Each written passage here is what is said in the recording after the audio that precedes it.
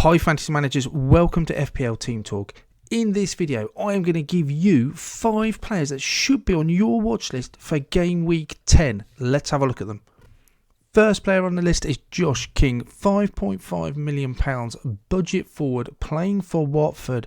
The reason he is on this list is clearly because of the hat-trick he scored in that dramatic turnaround for Watford at the weekend away at Everton. His hat-trick gives him 3 goals for the season, but he's also picked up 3 assists along the way.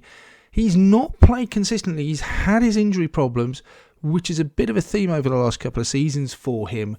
But as you can see on the right-hand side, he has Premiership pedigree, 172 Premier League appearances.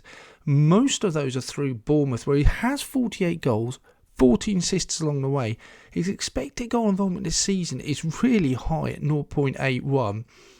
What puts me off him a little bit, though, is those fixtures. If you have a look, he's got Southampton at home this week.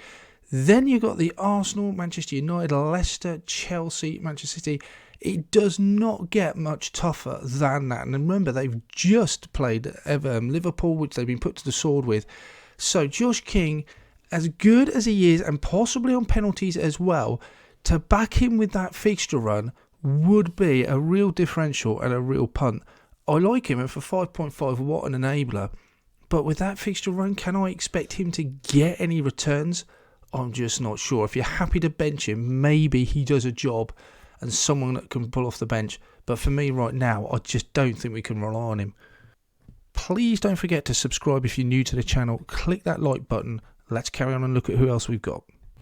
Next one on the list is a favourite of ours. We had him on the list last week as well. Armando Broja, 5 million, mega cheap, even cheaper than Josh King. He has had 6 appearances this season, only 2 starts, but he's scored in those last 2 games in which he started.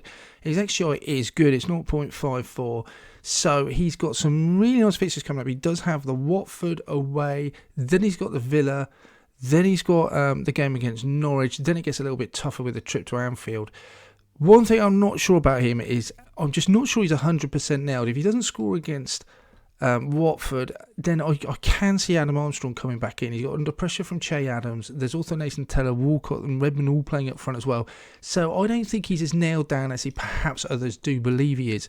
And the fact that there's no buyback clause for Southampton on him, he is a Chelsea player on loan to them. And they've made it clear they don't want to sell him. So that just weighs in the back of my mind. How keen is he going to be for Hasenhüttl to keep persevering with him when actually he's possibly harming the development of others by keeping him outside? I just wonder about that. That kind of stops me bringing him in. I think I might regret not bringing him in if he does score against Watford. He is a nice, simple move across from Adam Armstrong to Broja, saves you £1 million as well. So those fixtures look nice. If you don't mind potentially losing his place in the side, perhaps benching him for that Anfield game, £5 million, you might not mind that, but it does take a striker spot up for you. For me, I'm just not 100% convinced just yet, but he is on that watch list. Maxwell Cornet. He's been a revelation for Burnley. A lot of people are surprised to see him go to Burnley. He's £6 million down as a midfielder. He's played 4 games for them. He's been in and out through injuries as well. But he's got 3 goals already, including 2 at the weekend. Still Burnley look for that first win of the season. Expected goal involvement, 0.43. He is playing as a sort of orthodox left winger, so he's getting forward a lot, which we're bound to like. Look at those fixtures for Burnley. You've got, obviously, the next game is Brentford, then you've got a horrible game away at Chelsea, then you've got the Crystal Palace, Tottenham, Wolves, Newcastle, so they do have some nice green fixtures coming up. Cornet's going to be, if he stays fit, he's going to be nailed on in that side. For Lyon, he's got great pedigree there. He's played 184 appearances, scored 34 goals, 22 assists, so he's no stranger for getting involved. Some of those games he was playing as a left-back, so he's been kind of pushed forward and more forward as his career has progressed.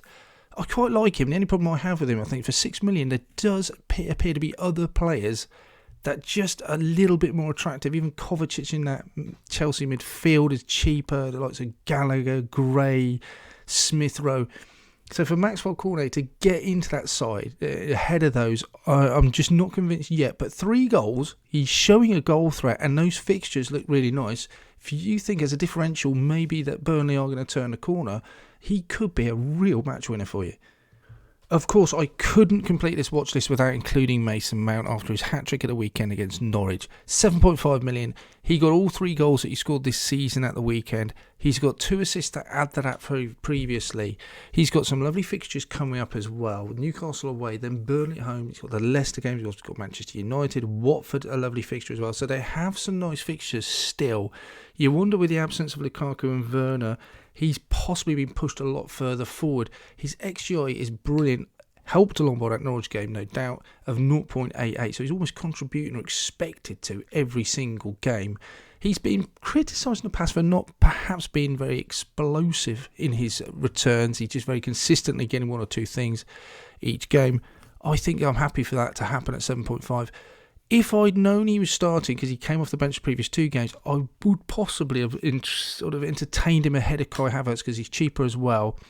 Having said that, Kai Havertz playing up front 0.6 more. I still think perhaps I went for the right call. You can't judge a decision by its outcome. But Mason Mount going forward, he looks like a really good option given the form he showed at the weekend. What surprised me was looking back over the previous 2 seasons, how many appearances he has made. When he is fit, Tuchel has put him in that side and trusted him implicitly. So that gives me a lot of confidence that maybe Mason Mount going forward is a good transfer. If I was looking and I had room to bring in a Chelsea midfielder or another Chelsea asset, I think Mason Mount would have to be very high on that list, because even when Lukaku and Werner come back, I still would have confidence that he is going to play. So if you haven't, or if you've got room for a slot in there, 7.5, he looks like a terrific option to me. Phil Foden has to be on the watch list. He's 8.1, so he's not a cheap playing asset for us at the moment, but he's got 5 appearances, 4 of those he started, 3 goals, 2 assists. His expected GI is only 0.82, so he's outperforming that at the moment. He has had a great game at the weekend, scoring 2 goals, of course. The more and more starts he is getting as well.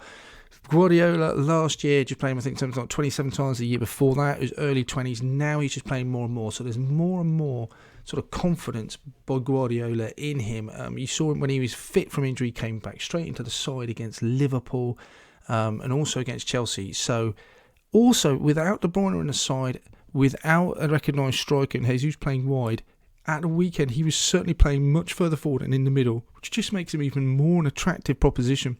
They do have some difficult games coming up, of course. I've got Palace at the weekend, which is a very attractive fixture. They're still in Europe, so there is a question about rotation. We know no one in that Manchester City side is free or completely absolved from any sort of rotation. We've seen that already with Diaz being dropped this season. But look at those fixtures coming up over the next 5 games. After that, some cracking fixtures coming up for Manchester City. So you'd want someone like Phil Foden in for there. You could almost argue that Manchester City are completely fixture-proof anyway. They can score goals against anyone, as we know.